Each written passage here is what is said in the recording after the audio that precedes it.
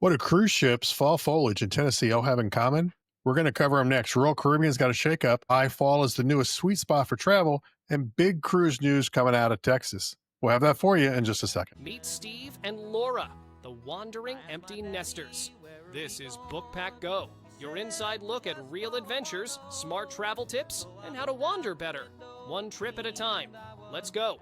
Hey, Wanderers, it's great to see you again. We've got this week's news and travel for you.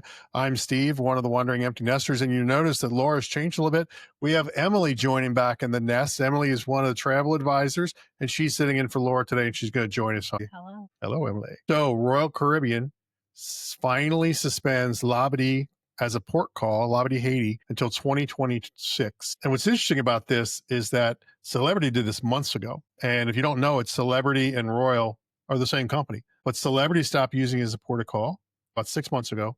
And now Royal has finally said, yep, we're not going to go there anymore. Royal seems like they just keep every 6 months hoping. Yeah, and what's interesting, another thing that's interesting about it is that they did this because the U.S. State Department gave it a level 4 do not travel advisory due to crime and kidnapping and unrest. But the thing is that this was a private section with controlled entry. Royal said they had not had an issue there. I don't know. I've not been there myself. I don't know if you can get off the property or if you can go into Labadee itself for excursions like you can at some cruise stops where you've got the private areas, but then you can also go into town. Maybe that was a part of it. They couldn't control who was going in there, but that is off the list. So what are they doing instead? Well, it depends on how long your cruise is. We have one in December that was going to go here, and now it's going to Jamaica. And I saw a 7-day that's now going to San Juan. So there are still some good ports. San Juan would be a good port. I think San Juan would be excellent, and I honestly would love to fly to San Juan and then do a cruise to come back because there's just some great ports to call down there, and I would love to see San Juan itself. If I did San Juan, I would stay like an extra couple of days after the cruise ended, then fly out because it's just a fantastic place I hear so much about, and I haven't been able to get there yet. Also, Royal Caribbean in the news. They are now charging for no-shows on specialty dining. Now, a lot of people are going to say, well, this is an all-inclusive. How can you charge me extra for not coming to a reservation for specialty dining? And they're going to hit you at $25 a person if you don't show up.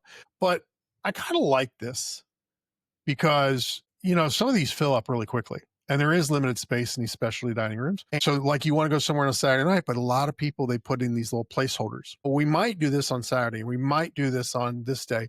And some cruise lines even allow you to do multiples. They don't recognize that you already have a reservation at another specialty dining place on the same night. So people fill up the reservations. It's very common to go on a wait list or an on-call list if you're there. And so now they're saying, hey, if you don't show up, you decide, oh, we're going to stay in the port, or we're going to hit this instead, or see a show instead. You don't fill that reservation. Nobody got to fill it out because you held it.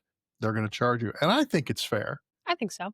If you are on a dining plan, so you can get different categories where you get so many specialty dinings included.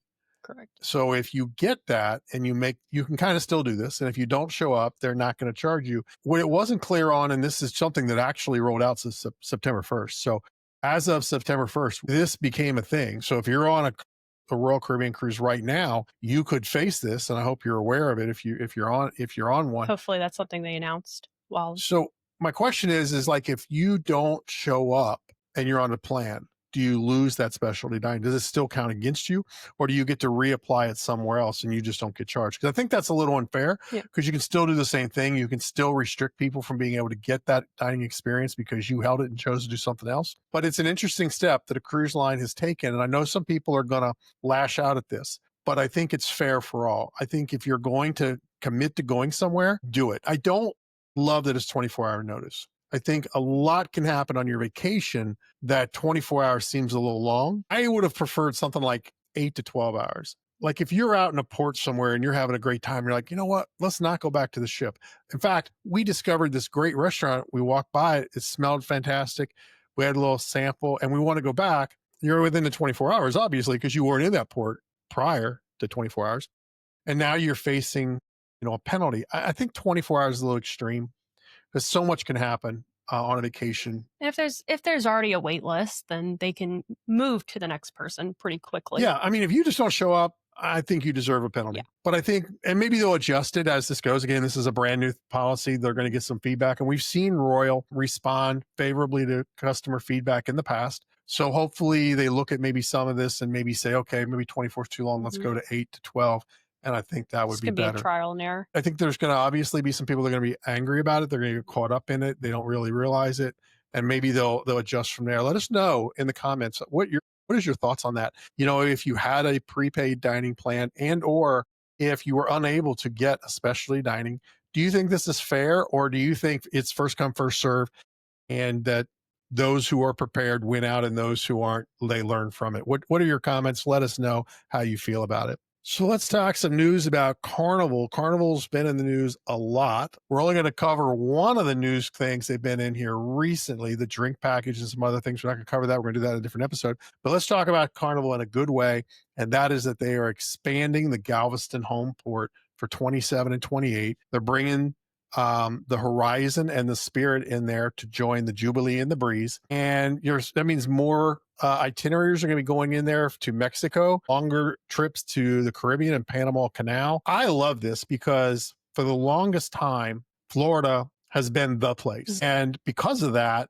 the pricing is what it is. Most people, if you're flying out of, if you're going to take a cruise out of Miami, as we are going to in December, you're going to Lauderdale, or some other, you're probably not going into Miami because it's just too expensive. Right. Particularly if you should be getting a hotel the day before. And so there's all that pricing that goes in there. I love this about Galveston because other than that, down in the Caribbean area, you're looking at New Orleans, which had a limited number of cruises. But New Orleans is such a party town, such a touristy kind of town.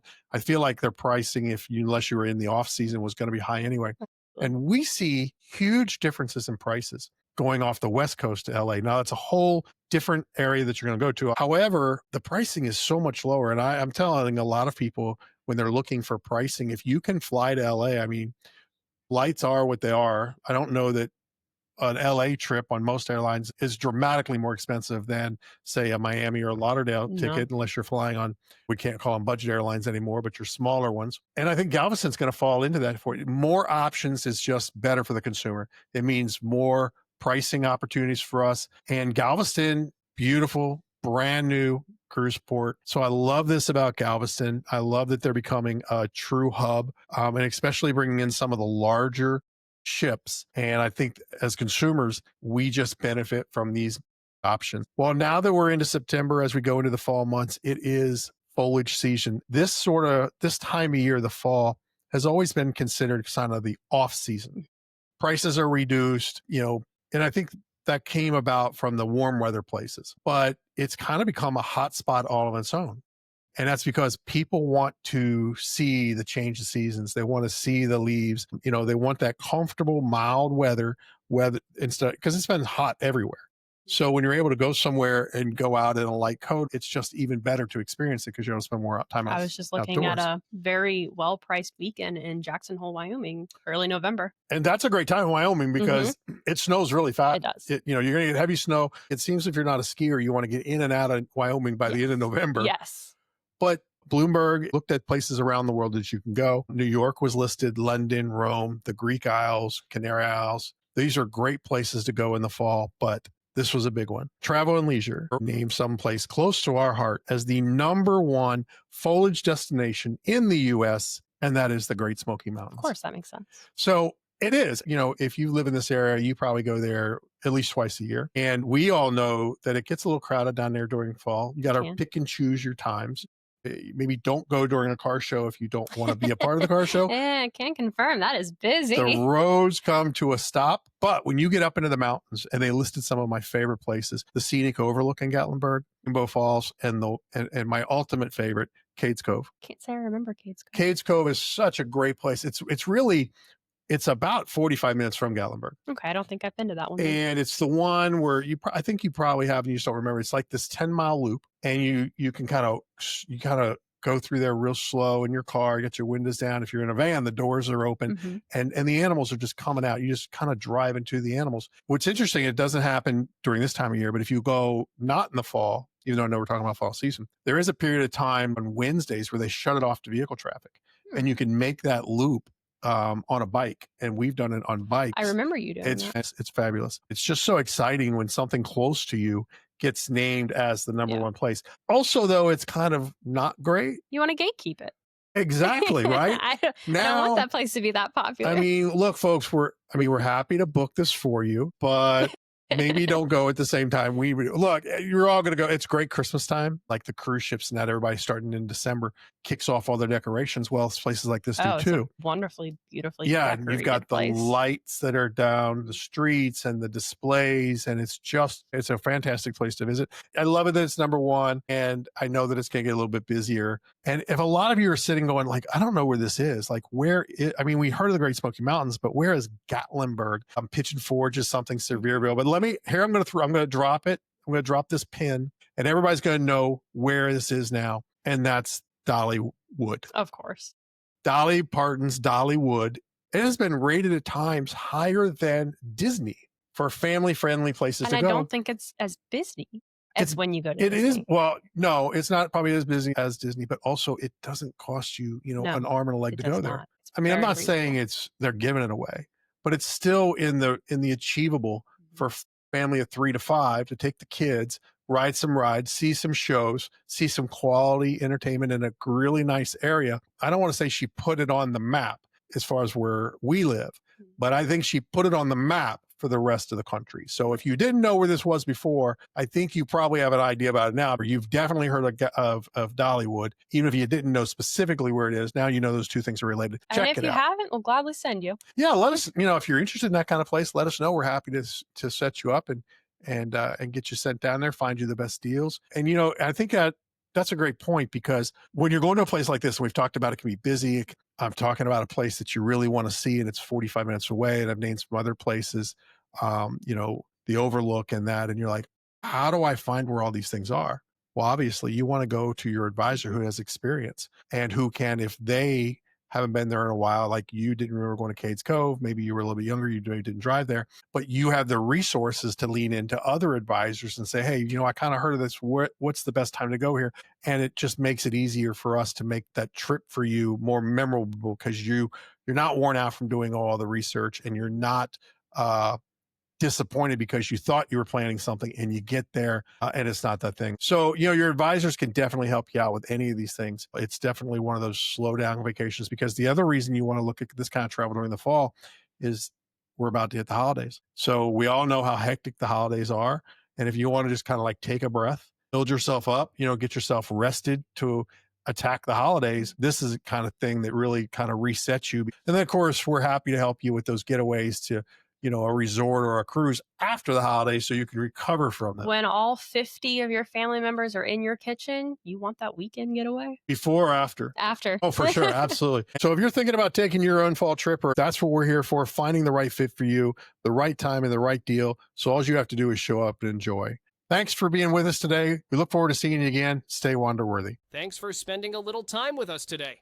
If you enjoyed this and want more insider tips, real travel stories, and deals that make your bucket list closer than you think, be sure to scan the QR code, hit subscribe, or follow. Why? Because every week we bring you ideas that save you money, inspire your next adventure, and show you how to travel smarter without the stress. Don't just dream about travel. Make it happen with us. Follow now so you never miss your next chance to wander worthy.